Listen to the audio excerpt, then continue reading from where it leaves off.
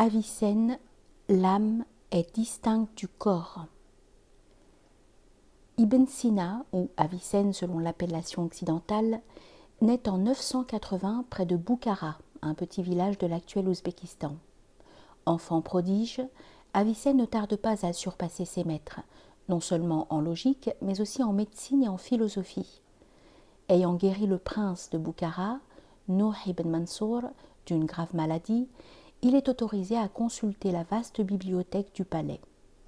Avicenne va passer une partie de sa vie au service de plusieurs princes en tant que physicien et conseiller politique. Il commence à écrire à 21 ans et les textes s'accumulent sur des sujets aussi variés que la métaphysique, la physiologie animale, la mécanique des solides et la grammaire arabe. Frappé par de fortes douleurs, il tente de se soigner lui-même, mais son remède lui est fatal. Il meurt en 1037. Avicenne, ou Ibn Sina, est le plus grand philosophe de la tradition arabo-persane et l'un des plus grands penseurs de l'histoire. Il se considérait non comme un théologien, mais comme un philosophe qui avait choisi d'adopter la pensée et la démarche rationnelle des Grecs. Il se voulait en particulier un continuateur d'Aristote. Mais en exposant la philosophie d'Aristote, Avicenne la synthétise et la repense à sa manière. Sur certains points notamment, l'idée selon laquelle l'univers aurait existé de toute éternité, Avicenne s'en tient à la doctrine aristotélicienne, bien qu'elle s'oppose à l'orthodoxie musulmane. Sur d'autres, en revanche, il s'en écarte de façon radicale. C'est le cas de la manière dont il décrit les rapports entre l'esprit ou l'âme et le corps. Aristote affirmait que le corps et l'esprit des hommes, comme des autres animaux, ne sont pas deux choses ou substances différentes, mais une seule et même chose, et que l'âme est la forme du corps humain. En tant que telle, elle rend compte de toutes les activités dont l'être humain est capable, et notamment de la pensée. Tout à l'opposé, Avicenne est l'un des plus célèbres dualistes de l'histoire de la philosophie. Il pense que le corps et l'âme sont deux substances distinctes. De ce point de vue, il se situe dans le droit fil de Platon. Ce dernier pensait qu'au moment de la mort, l'âme se libérait de sa prison et qu'elle se réincarnait par la suite dans un autre corps. Pour parvenir à prouver que l'âme et le corps sont séparés, Avicenne a conçu une expérience mentale dite de l'homme volant. Il l'expose dans son traité de l'âme, qui fait partie de son livre De la guérison. L'hypothèse de l'homme volant vise à se défaire de toute connaissance qui puisse être contestée ou déniée, de façon à ne conserver que des vérités absolues. Elle anticipe de façon remarquable et de 6 siècles la démarche de Descartes, le célèbre dualiste du XVIIe siècle. Avicenne, comme Descartes, voulait prouver que l'esprit, ou le moi, existe parce qu'il sait qu'il existe, et qu'il est distinct du corps. Par l'hypothèse de l'homme volant, Avicenne veut déterminer ce que nous pouvons savoir si nous sommes totalement privés de nos sens et ne pouvons par conséquent obtenir aucune information par leur entremise. Imagine, dit-il à son lecteur, que je viens de naître, mais que je possède toute mon intelligence. Supposons également que je suis aveuglé et que je flotte dans l'air, et que mes membres sont écartés les uns des autres, de sorte que je ne suis en contact avec rien. Je n'éprouve par conséquent aucune sensation. Mais alors, qu'est-ce que c'est que ce je qui est moi ? Il ne peut être une partie de mon corps, puisque j'ignore que j'en ai un. Ce moi dont j'affirme qu'il existe n'a ni longueur, ni largeur, ni épaisseur. Il n'a aucune dimension, aucune corporéité. Il s'ensuit que le moi, ce que je suis, est distinct du corps, de mon corps ou de toute chose physique. L'hypothèse de l'homme volant, dit Avicenne, est le moyen de prendre conscience que l'esprit est quelque chose d'autre que le corps et qu'il en est distinct.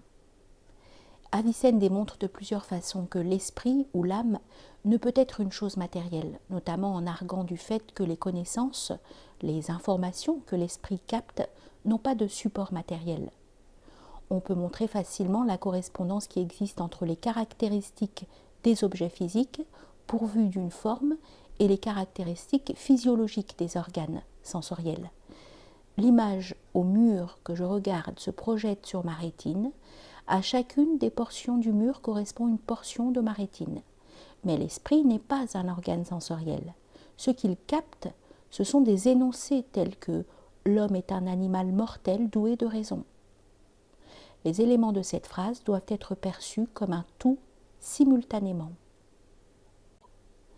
Avicenne en tire la conclusion que l'esprit n'est pas détruit lorsque le corps meurt et qu'il est immortel. Il est à noter que ceci ne rendit pas pour autant ces conceptions acceptables pour l'orthodoxie musulmane. Pour cette dernière, en effet, c'est toute la personne, le corps et l'esprit, qui ressuscitent et jouit de la vie éternelle. C'est pourquoi, au XIIe siècle, Avicenne fut dénoncé comme hérétique par le grand théologien musulman El-Razali. Mais ce même siècle, Avicenne fut également traduit en latin et son dualisme séduisait un grand nombre de philosophes et de théologiens chrétiens. Quelques 200 ans plus tard, au milieu du XIIIe siècle, Thomas d'Aquin devait défendre une interprétation plus fidèle à la pensée d'Aristote, selon laquelle l'âme et l'esprit sont plus intimement liés l'un à l'autre. Les conceptions thomistes s'étaient largement imposées parmi les théologiens du XVIe et du XVIIe siècle, lorsqu'en 1640, Descartes renoua avec un dualisme plus proche de celui de Platon que celui d'Aristote, en recourant à une argumentation très proche de celle d'Avicenne. Descartes suppose un malin génie qui s'emploierait à le tromper sur toutes les choses sur lesquelles un homme peut être abusé. La seule chose sur laquelle ce malin génie ne peut me tromper, réalise-t-il, c'est sur le fait que j'existe. Ce je, ce moi, est exactement ce moi que l'homme volant d'Avicenne est certain d'être autre. Comme Avicenne, Descartes en conclut que le je, le moi, est totalement distinct du corps et qu'il doit être immortel. Thomas d'Aquin oppose cependant un argument de poids au dualisme d'Avicenne ou de Descartes. Il dit que le moi qui pense est le même que le moi qui éprouve les sensations du corps. Si par exemple j'ai mal à la jambe, je ne fais pas que constater qu'il y a une douleur dans ma jambe. De la même façon qu'un matelot s'aperçoit qu'il y a une brèche dans la coque de son navire. La douleur fait partie de moi-même, tout autant que mes idées, quelles qu'elles soient. La plupart des philosophes contemporains rejettent le dualisme corps-esprit, en grande partie en raison des progrès scientifiques accomplis en matière de connaissance du cerveau. Avicenne et Descartes s'intéressaient tous deux de près à la physiologie, et ils ont produit divers travaux scientifiques sur des sujets comme le mouvement et les sensations. Mais le processus de la pensée rationnelle était inexplicable avec les moyens scientifiques de leur époque. Aujourd'hui, nous pouvons décrire de façon assez précise comment la pensée s'élabore dans les différentes zones du cerveau. Il n'est cependant pas certain que ceci permette d'expliquer la pensée sans se référer à un moi. Au XXe siècle, le philosophe anglais Gilbert Ryle a qualifié ironiquement le moi dualiste de fantôme dans la machine. On peut parfaitement expliquer, disait-il, comment les êtres humains perçoivent le monde et fonctionnent en son sein sans faire appel à ce fantôme. De nos jours, les philosophes restent divisés. Une poignée d'entre eux restent dualistes. Une forte minorité considère que l'esprit et le cerveau sont une seule et même chose. La majorité s'accorde sur le fait que la pensée est bien le produit de l'activité physiologique du cerveau, mais maintient qu'il existe une distinction entre l'organe, la matière grise, les neurones, etc., et la pensée qui en émane. Citation : l'entretien secret est une rencontre directe entre Dieu et l'âme, exempte de toute contrainte matérielle.